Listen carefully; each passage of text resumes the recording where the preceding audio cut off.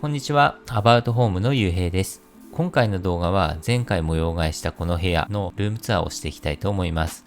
またデスク周りで使っているものも紹介したいと思います。インテリア好きのインスタグラマーが選んだアイテムをぜひ見ていってください。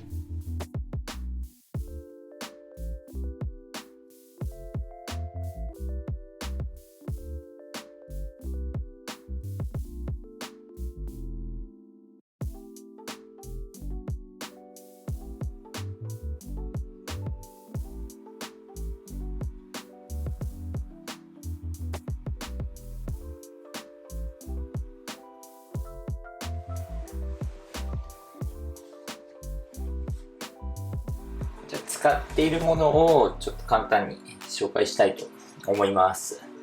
まずこれは Amazon のエコーショー8の型ですね。大きいタイプです。これを声で操作できるので、アレクサ、1階のライトをつけて。で、これが市川武人さんの柿。すごく気に入ってます。これ、すごくないですか？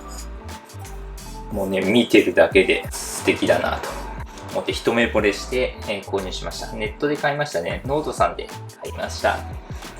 で、これは白日の DM ポスターだったかな。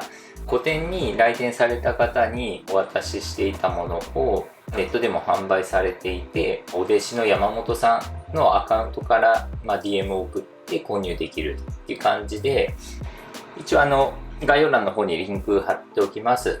なんかね、いろいろあるんですよ。いいなと思って飾ることにしました。こちらは吉田二郎さんの陶器の器です。これ光の反射でちょっとね、色が変わって見えるのがなんか面白いなと思いました。で、めちゃくちゃ軽いんですよ。ちょっと今はこれないと寂しいので置いている感じですね。で、あとはちっちゃい牡蠣があって、和田真美子さんの牡蠣と、あとはコポテリさんの牡蠣と置いてます。なんか白いものに惹かれるんですよね。で、これはどこだったかなオランダかどこかのヴィンテージのものです。で、これが林志保さんの牡蠣。牡蠣として使ったことはなくてですね、ほぼオブジェ化として飾ってます。で、こっちピーター・アイビーさんのガラスジャーなんですけど、なかなか使う機会がなくて、今はここに来ました。見ても楽しめるタイプです。で、ちょっと面白いのが、こうやって引き上げると外れる。で、またこれも止めて塞いだ。なので、一応こうやって止まっている状態です。キッチンでね、使うものなんですけど、ちょっと飾るのにもすごく素敵だなと思って今こんな風に置いてます。こんなところですね、棚は。で、ちょっと向きを変えるとこんな感じ。はい。で、これは IKEA の8？ 一応8かな？ちょっとバランスを取るために置いていて、で、これはトラックファンチャーのライトですね。これ、木の、荒々しさというか、オリジナルの雰囲気があって気に入ってます。こちらの布団なんですけど、ご提供いただいたものですごく良くてめちゃくちゃ感動したのでご紹介したいと思います。表参道布団店さんの布団です。羽毛はヨーロッパで洗浄するのが普通で、大量の洗剤を使用しているそうです。すすぎが不十分であったり、洗剤の残りカスで匂いだったり品質低下の原因になるのを井戸水を使って洗剤を使用せずに徹底的に洗っておられるそうです。ここにボックス、箱がちっちゃいのがいくつか並んでるんですけど、ここですね、足元のところだけ大きな箱になっていて、これが足元を温めるためたくさんの羽毛が入っているように設計されていて、これすごいですよね。で、実際に寝てみると食いつくんですよ。この布団には親鳥のグースの羽が使われているため、布団の傘が高くなってより保温性能が向上していて、まるで肌に食いつくような感じになってとても暖かいです。あとは国内で再検査を行っておられて、正確なダウン率とかダウンパウダーを測定しているので物騒がない。また国内で縫製されているのも特徴です。通常のメーカーだと中国製のものが多いそう。それだとどうしてもクオリティが維持できないため、日本の縫製にこだわっておられるそうです。それとこのシーツが本当に肌触りが良くてすごく気持ちよくて、これは欠かせないなと思いました。こちらの布団は決して安くはないです。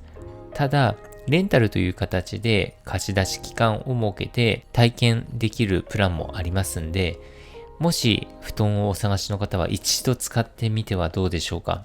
こちら概要欄の方にリンクを貼っておきますんで、ぜひ気になった方はチェックしてみてください。おすすめです。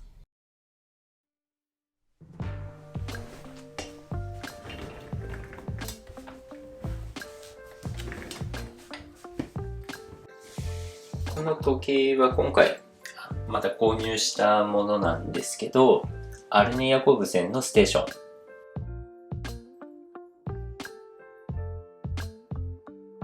ょっと撮ってみますね。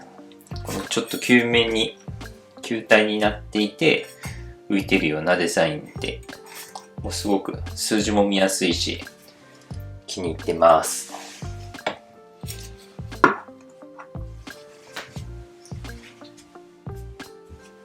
ずれちゃった。で、これがですね、実の2021年のカレンダーです。細かいので、カレンダーとして見るよりもアートのようにして飾っています。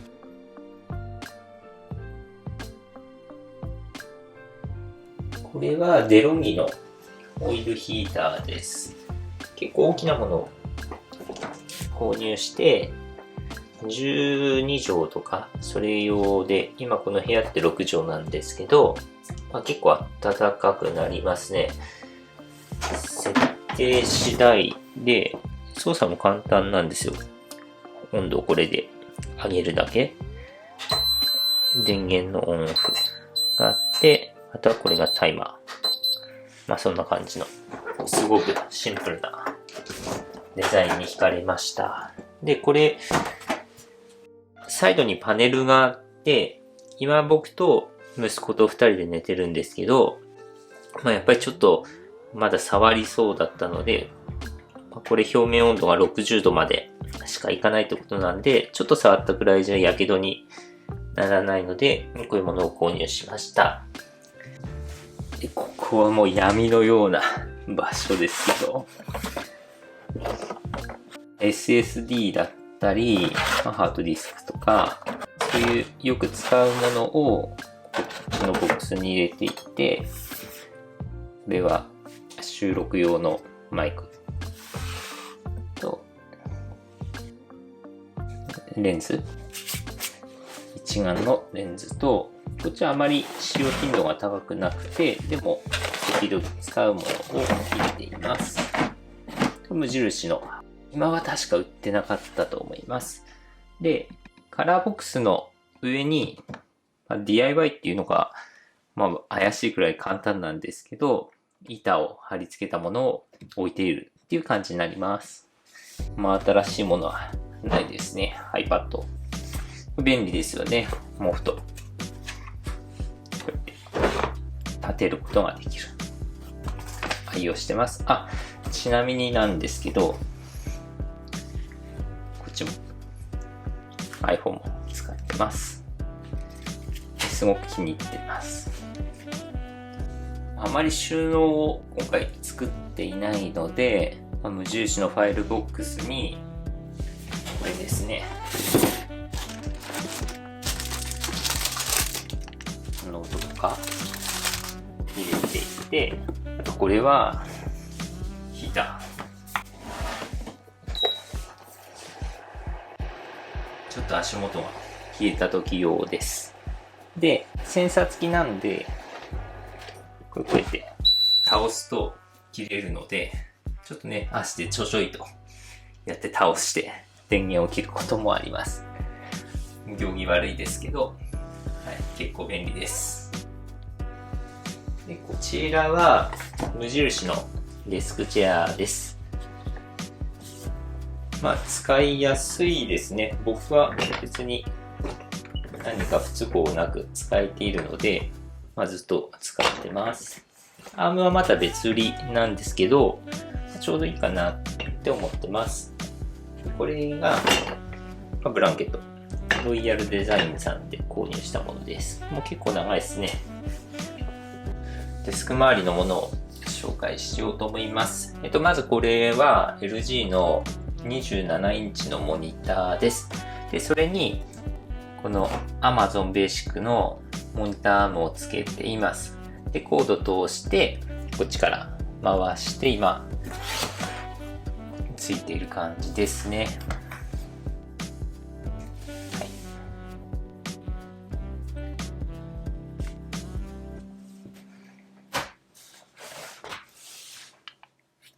で、これが前にもちょっと紹介したんですけど、パロサント、火でね、火をつけると少し煙が出て香りが広がる、そういう木です。で、これレトゥーのアロマキャンドル、匂いは伝えれないんですけど結構いいです。はい。で、あとはですね、一応デスクのこのクラムシェアモードで使うときに、ほとんどはパソコンのままこのまま PC つないでこっちで操作してるんですけど、時々使うもの、ロジクールの MK マスター3、これすごく便利です。カット編集とか、一つの機能を割り当てして、ボタンに割り当てして使えるので、作業の効率化になると思います。で、あとはマジックトラックパッドとマジックキーボードも一応使う時があります。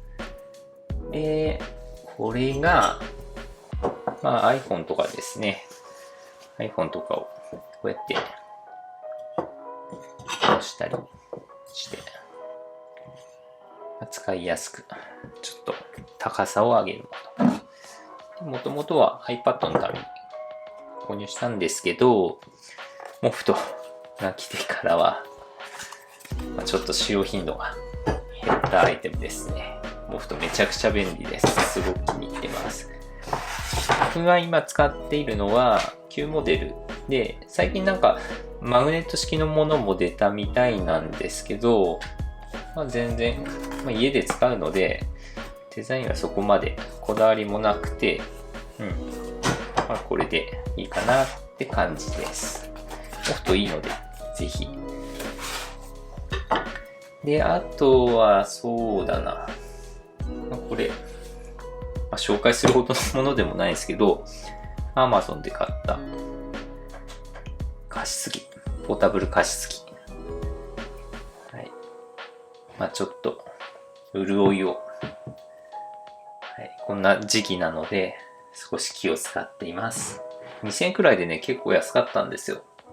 おすすめっていうわけではないんですけど、ちょっとデスクを快適にするアイテムの一つかなっていう感じです。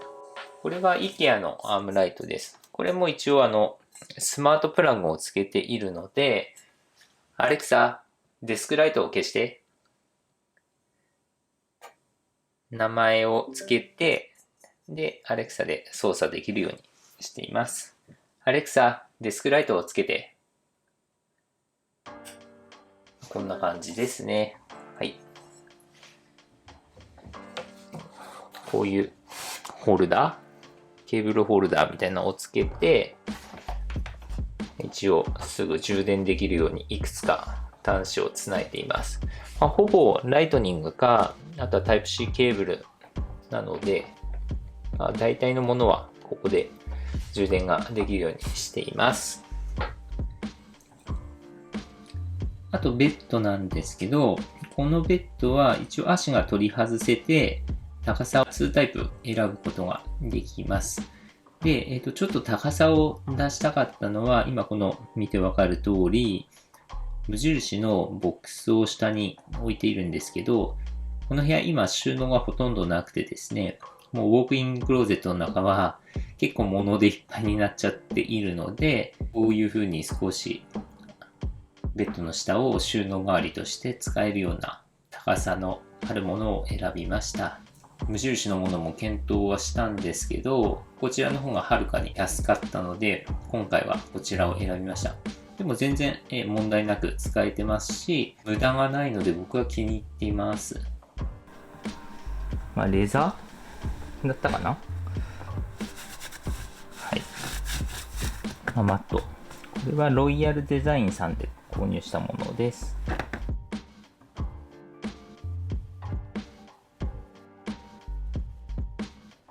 テグスを使ってちょっと引っ張って、息子が触りにくいようにしています。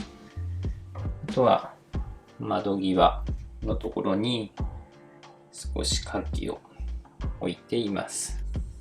ベッドとデスクと、あとはちょっとシェルフと飾る場所を作って、6畳一間なんですけど、割と快適に使えるスペースになったかなって思っています。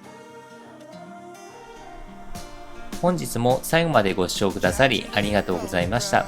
このチャンネルではインテリアのことや家のことについて配信をしています。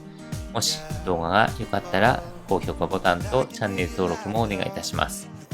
ではまた次回の動画でお会いしましょう。